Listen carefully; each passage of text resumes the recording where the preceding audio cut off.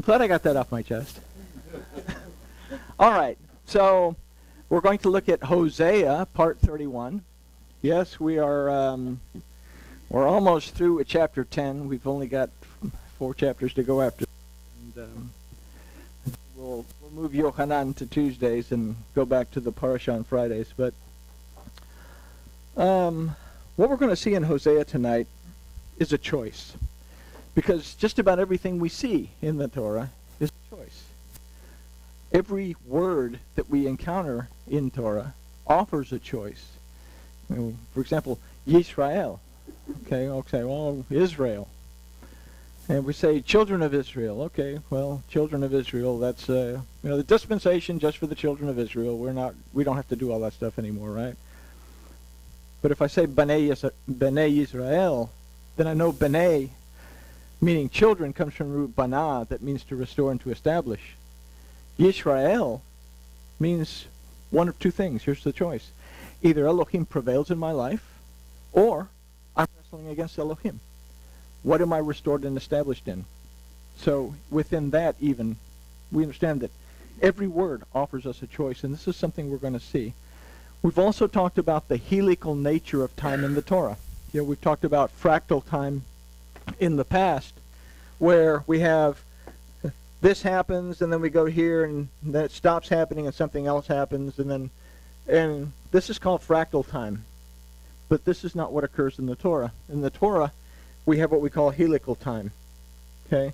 It goes like this, where we're going okay, transgression begins, repentance, teshuvah, transgression, restoration, transgression, teshuvah, restoration, transgression.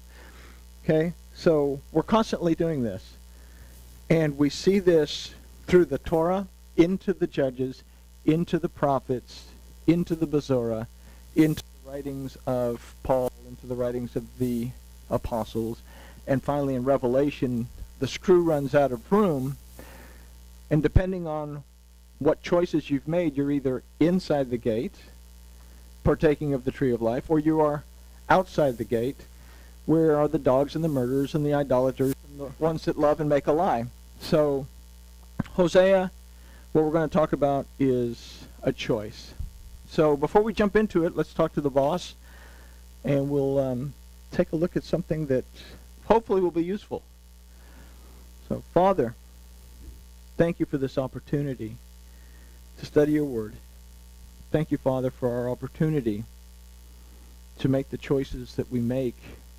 We ask that you'll open our eyes, open our ears, and open our hearts so that we make the right choices. And we thank you for it. In the name of Yahushua, amen. Wow. Who left the dogs out? Okay. There it goes again. All right. So, Hosea part 31.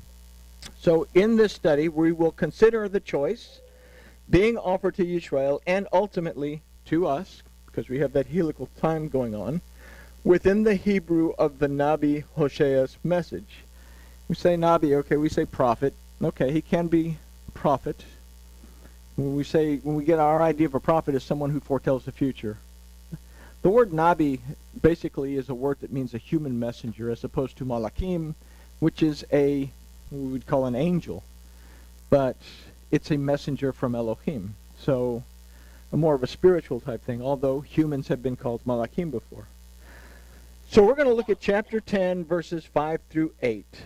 We'll start with verse 5. It says, "The inhabitants of Samaria shall be in dread for the calves of Beth-aven, for the people of it shall mourn over it, and the Kamariv of it shall tremble for its honor, because it is departed from it." So we begin with the inhabitants of Samaria. I'm going to break this down. It's Shaken Shomarom. The word Shaken means inhabitants, but comes from the root Shekan, that means to dwell or to abide in, as in a permanent lodging. The root of this word is Shakav, that means to lie down and sleep. And like everything, there is a distant root that is Sitkluth, that means folly or foolishness. So from these definitions, we can kind of formulate an idea here. We can consider two options. A choice, one being the permanence of shamarom, and the other one, the foolishness of shamarom. So right now, what do we prefer? Permanence or foolishness? The name shamarom means a watching place. Comes from the root shamar, that means to treasure, to guard, to preserve, to observe. When you see the word, or when you read, you have to keep the Torah. It's saying, shamar the Torah. Treasure the Torah. Preserve the Torah. Observe the Torah. Guard the Torah. So we have a responsibility to make sure that the word of our Elohim stays intact and it doesn't get kind of swished off this way and swished off that way. The root of that is going to be, well, a similar root is going to be something like Shema. Shema means to perceive, to discern, to understand, to obey, to apply, and to be content. And it's an important concept in this when Yahushua was asked, what is the greatest commandment? So he pops off and makes a statement. He doesn't really give a commandment. He says, Shema Yisrael, Yahu Eloheinu, Yahu Echad. Hear, O Israel, Yahuwah your Elohim, Yahuwah is one. Well, how is that a commandment? And you will love Yahuwah your Elohim with all your heart, with all your soul, with all your mind, with all your strength. But how is the Shema a commandment?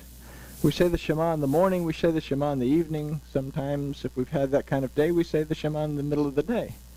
But Shema Yisrael, this is, again, if I'm saying Shema, I'm asking myself, do I perceive, discern, understand Yisrael, that Elohim prevails in my life, or do I perceive, discern, and understand that I'm wrestling against Elohim? I'm wrapped up in my talit. I'm doing the Shema. I'm not just popping it off as fast as I can because the coffee's getting cold, I've got to get out the door. So, Yahuwah Eloheinu. If I say Yahuwah Eloheinu, is that okay? Well, okay, Yahuwah is our Elohim.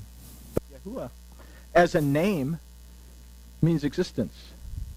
But it also means everything there is, everything there was, everything there will be, today, yesterday, and tomorrow.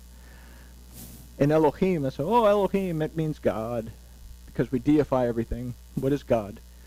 God is the name that we've given to Elohim that comes from the Teutons, their deity called Godin, that was the deity of the sky, that had a really nice beard, nicer than mine, dressed in white robes, sat on a throne in some place called, up there, he became Odin.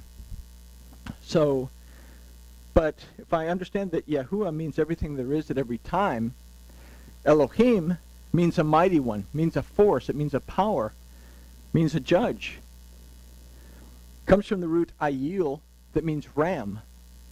That ram represents something that brings us redemption, deliverance, restoration. And it also means a terebinth tree. When we see the terebinth tree in the Torah, someone's either resting against the terebinth, but the terebinth tree, the sap was also used to help the little infant boys to heal after their circumcision. So what do I have in Elohim other than some concept of a deity? I have a mighty one, a mighty force, a mighty judge who has the authority to redeem me, deliver me, restore me, heal me, and bring me rest, or not. My choice in the Shema.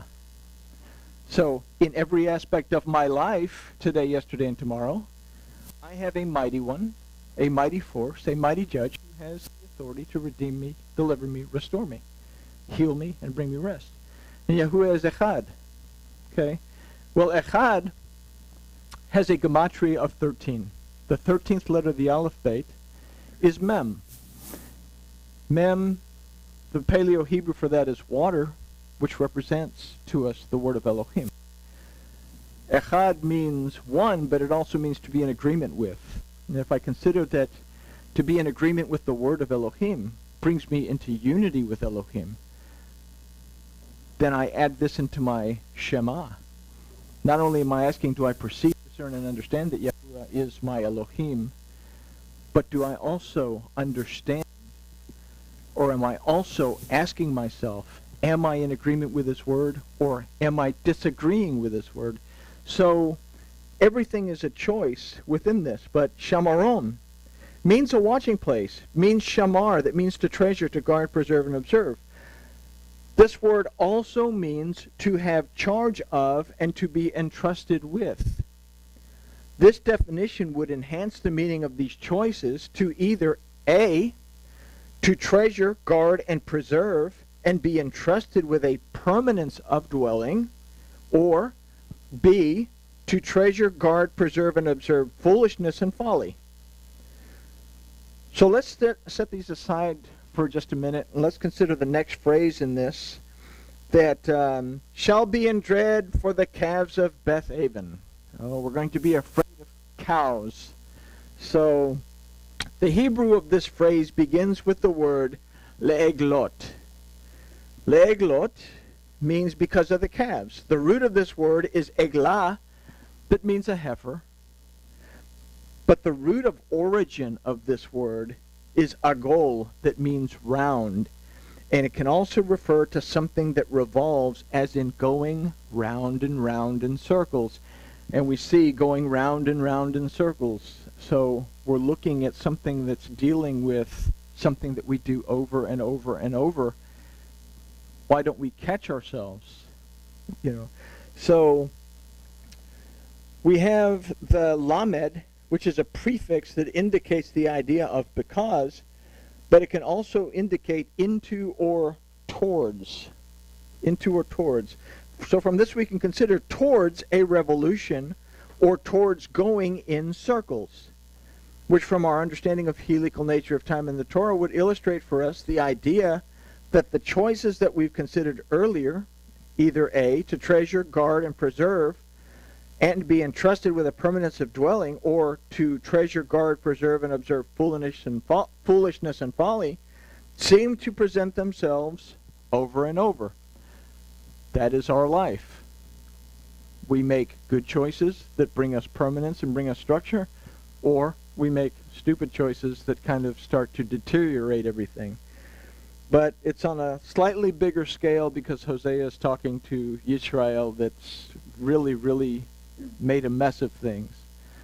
When Jeroboam was asked, Elohim talked to Jeroboam and said, look,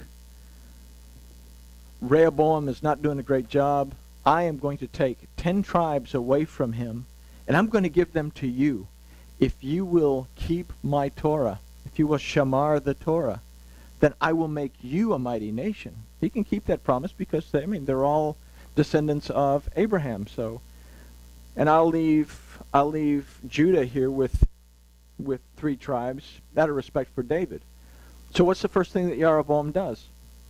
He tosses away Yahuwah Elohim, puts 2 golden calves, one at Bethel, one at Dan. The Levites have all gone down to Yehudah, so he appoints a priesthood of his own. We'll talk about that priesthood in just a second. A priesthood of his own. And they begin a worship of idolatry. So Israel has separated themselves. In the first part of Hosea, it was to the point where Elohim said what we would read on a get today. He said, you are no longer my wife and I am no longer your husband. And that's still what's written on the formal get of divorce today. So anyway, so let's consider the word Beth-aven. The word Beit means house. The word Aven means vanity, wickedness, sorrow, idolatry, and falsehood. We consider the root of eglah, that means heifer, and its root, agol, that refers to something that revolves. Then an idea that we could consider is a revolution of vanity, wickedness, sorrow, idolatry, and falsehood. And this is something that was occurring at the time of Hosea's message to Yisrael. And it's something that would continue to present itself all the way into our present times. Just because it's Jewish doesn't make it right. Just because it's Christian doesn't make it right. We have people that come out of Christianity, go into Messianic Judaism, and all of a sudden they're engulfed with all this stuff. And they fall in love with all this stuff. But they fall in love with the Talmud. They fall in love with things they shouldn't fall in love with, like the Sefer Yetzirah, the Bachir, things of Kabbalah, and they start to go way off south, and the next thing you know, you're in a congregation with Madonna at the Kabbalah Center in Los Angeles. Just because it's Jewish doesn't mean it's right. Just because it's Christian doesn't mean it's right. Why do we believe what we believe? What is the origin of that belief? Where did it come from? And that's what we try to discern, because if we're building a relationship, and if Yahushua said that we have to worship the Father in spirit and in truth, then we have to find truth in where we're at. So here we see this constant helical motion that's brought us all the way to present time. The word aven can be compared to the word ayin, not ayin with the letter ayin that means I, but ayin with the aleph that means to be nothing, as in to not exist. So from these definitions we can consider the house of vanity, wickedness, sorrow, idolatry, and falsehood is also the house of non-existence. So from this we can consider that the choice becomes one of permanence or of non-existence. Inside the gate is the tree of life. Outside the gate is basically not the tree of life. Time ceases inside the gate. Time continues outside the gate. Death continues outside. Death ceases inside. There's the choice that I can continue to be in the priesthood of Leviticus, or I can choose to be within the priesthood of Melchizedek. And here's where the choices are. Priesthood of Leviticus, right after the golden calf thing, we have 3,000 people that chose to cross over the little line. Moses tells the Levites, put on your swords, go through. Anybody that didn't come over, just go ahead and slay them. 3,000 people lost their lives after the golden calf thing. That was the priesthood of Melchizedek, or the priesthood of Leviticus, that the wage of sin is death. After Yahusha, the priesthood of Melchizedek is reestablished, and Paul says that he was in the order of the priesthood of Melchizedek, to where forgiveness and teshuvah lead to life. And what happens is Peter makes his first announcement, his first proclamation, and 3,000 make teshuvah. 3,000 people turn around and move in the right direction. So you can either choose death or you can choose life. You can choose the blessing or you can choose a curse. This Devarim played out over and over and over. If it's in the Torah, it has to be in the prophets, and then it has to be in Brit Hadashah. In order to have emet, which is truth, you have to have the beginning, the middle, and the end. You can't simply take a few verses out of the last part of it, ignore everything that happened in the middle and the beginning, and call it the truth. It has to line up all the way through from one end to the other. Anyway, so there's our choice. The house of vanity, wickedness, sorrow, idolatry, and falsehood is also the house of non-existence. So choice becomes one of permanence or one of non-existence. It is this that causes the dread to the inhabitants of Samaria. The word for dread is yagaru, that from the root gur can mean to fear, but it also means to turn aside, as in to turn aside from off the road. If we include this into the idea that we've considered thus far in this first phrase of the verse, we can formulate an idea that says there are two choices. A, to treasure, guard, and preserve, and be entrusted with the permanence of dwelling, or B, to treasure, guard, preserve, and observe foolishness and folly, to move towards the revolution of vanity, wickedness, sorrow, idolatry, and falsehood, or to turn aside from it. The choices lead to the house of permanence or one of non-existence. This is what Hoshea is simply telling Israel. You have a choice. You can either make teshuvah, come back to the right, truthful worship of Yahuwah your Elohim, or you can keep doing what you're doing. But your separation is going to be a whole lot worse than a spiritual separation, because some really bad people are about to come, and they're going to physically remove you from the land. So let's consider the next phrase of this verse. For the people of it shall mourn over it. So the word used for mourn in this phrase is abal. Before we consider that word, let's note. I'm hearing voices. Okay. So before we consider the word abal, let's consider the word right before it that is ki. Now, we could say it shall is what ki represents here, but ki is also a word that means assuredly or truthfully.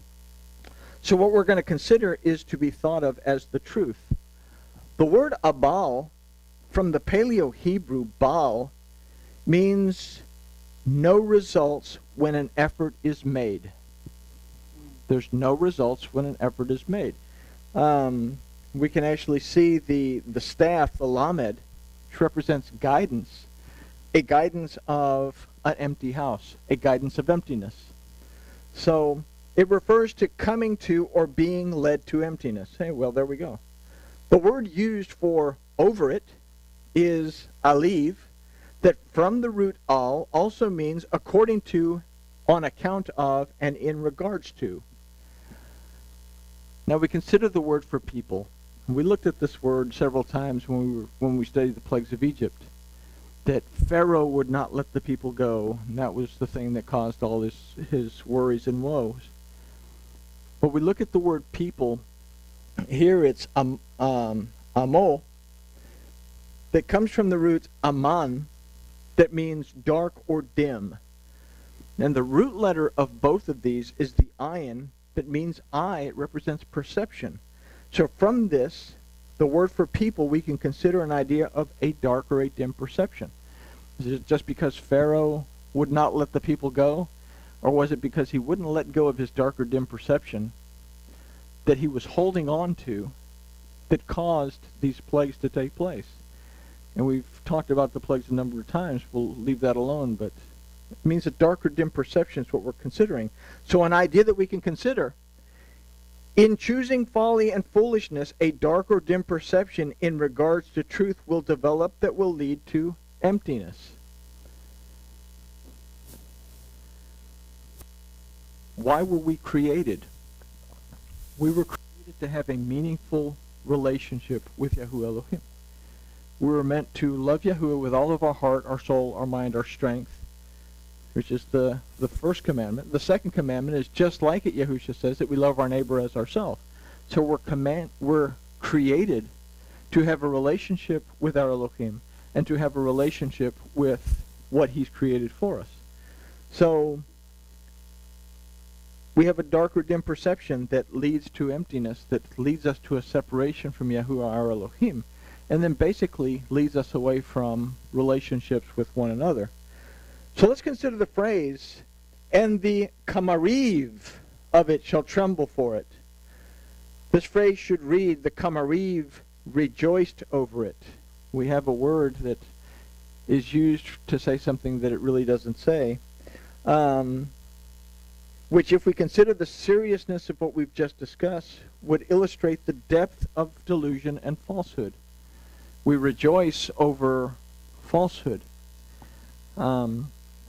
because we haven't taken the time to know why we believe what we believe, because somebody simply tells us and we just buy it, and we don't go back and we don't research it and we don't make sure that it's true, because Elohim only exists for a couple of hours during Torah Tuesday, or a couple of hours during Shabbat, or he only exists for a couple of hours on Sunday when people go to church, and hopefully he exists a little, because the lines at Applebee's get really long if he exists too long beyond that.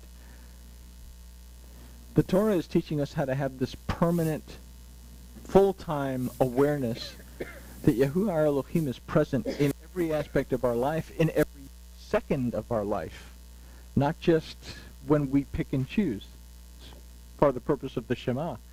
So, anyway, in choosing folly and foolishness, a dark or dim perception in regards, we've already done that. So kamariv, the root of this word is kamar, that means to grow warm and tender, but also means to become black.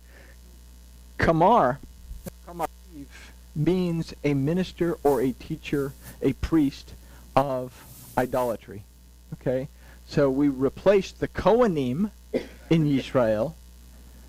We don't have Kohen in Israel. We now have Kamariv, because they are not legitimate priests of the background of Levi, Aaron, and this and that. So Kamariv refers to a minister or a teacher of idolatry. The root is kamar, that means to grow warm and tender, but also means to become black and to become shriveled. An idea that we can consider is that one who teaches falsehood may appear warm and tender, as does the message that they deliver, but in reality the falsehood blackens the truth and leads to a shriveling away to nothing. How do things shrivel? If we remove the water from them, we remove the water from a grape, it shrivels up into a raisin. If we remove the truth of the word from our lives shrivel up. And Yahushua said this would happen. He said, there's going to be people that come around, and they're going to teach you stuff that tickles your ears to make you feel good. He says, don't be deceived by those folks. He says there's going to be a lot of false prophets, and there's going to be a lot of false Christs that come, a lot of false anointed people that come along to do this. So here we have an idea of what's going on. They set in place of the Kohanim that were appointed by Elohim, they set their own priestly system. They're called Kamariv, that were teachers of falsehood. What are they teaching? Well, you have a golden calf in Dan, you have a golden calf in Bethel. You go worship these things. Don't go down there, and we're not going to worship the way they worship down there in Judea. We're not going to go to the temple. We're not going to keep their Torah. We're not going to pray to their Elohim. We're going to call him Baal, that means Lord, Master. And we're going to worship our way. Council of Nicaea in the 4th century, we're told,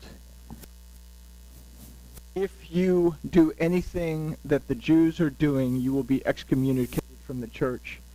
We are not going to practice the feasts and festivals of the Jews.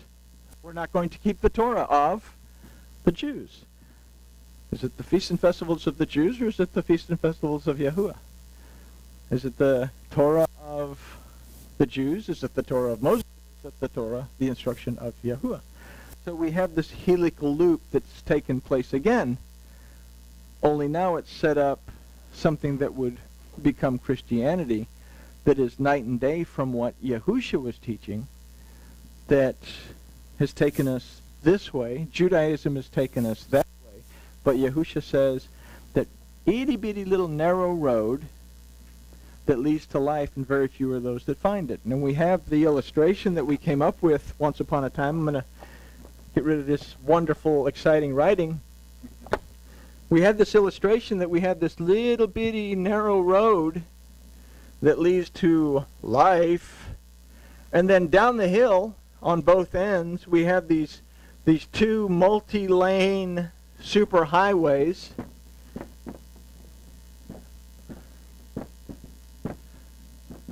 I should have been an architect. That's called Christianity on one side or Judaism on the other side. Just because it's this doesn't mean it's wrong. Is it going to keep me here is what I need to concern myself with.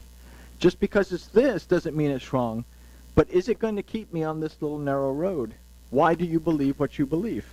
What is the origin of it? So, takes us back to that idea of, if it's warm and fuzzy, is it necessarily right? All right. So, an idea that we can consider is, one who teaches falsehood may appear warm and tender, as does the message they deliver, but in reality the falsehood blackens the truth and leads to shriveling away to nothing. The word used for tremble is yagilu. These are kind of fun. You got Yagilu and you got Kamariv. But anyway, comes from the root gil that means to rejoice. This word literally means